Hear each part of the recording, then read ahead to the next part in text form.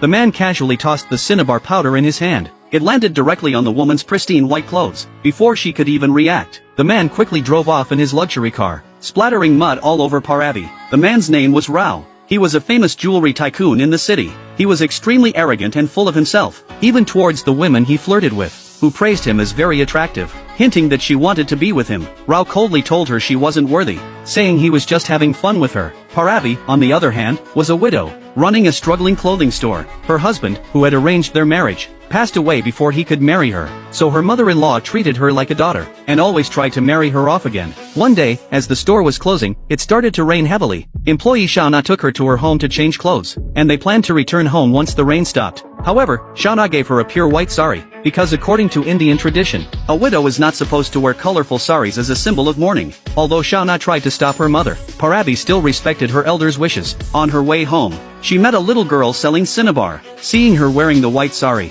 the girl ran over to Rao's car, asking if he wanted to buy the cinnabar, which symbolized love. Surprisingly, Rao, who was arrogant, actually liked children. Although he didn't believe in love, he still paid 10 times the price for the cinnabar, then casually tossed it. It all landed on the unsuspecting Parvati behind him. When she got home, her mother-in-law asked why she was wearing a white sari. She wouldn't allow anyone to see Parvati as a widow. Parvati tried to wash the cinnabar off her sari, but her mother-in-law believed it was the will of the gods, indicating that Parvati would find happiness. The next day, when Parvati went to the market, she saw Rao beating an old man, and surprisingly, no one around tried to stop it. She rushed over to help the old man, only to realize the attacker was the same person who had thrown cinnabar on her. Without hesitation, she slapped Rao across the face. It was the first time Rao had ever been publicly humiliated by a woman, and he had never experienced such disgrace. Meanwhile, Parvati kept calling him scum, and saying he was a disgrace to his family. Rao, unable to take it anymore, thought about hitting her back, but was stopped by an old woman. The woman was his mother. His mother told him he used his wealth and power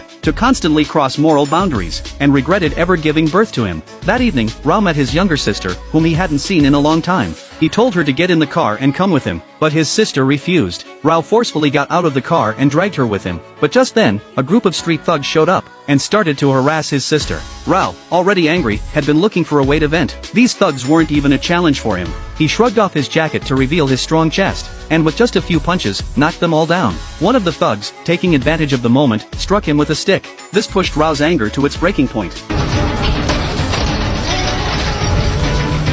At home, Rao casually threw his shirt aside. The huge house felt empty with only him in it. On the outside, he seemed indifferent to everything, but deep down, he was incredibly lonely. Meanwhile, Parvati had washed her sari for 2 days, but the cinnabar stains wouldn't come off. Maybe this truly was the will of the gods.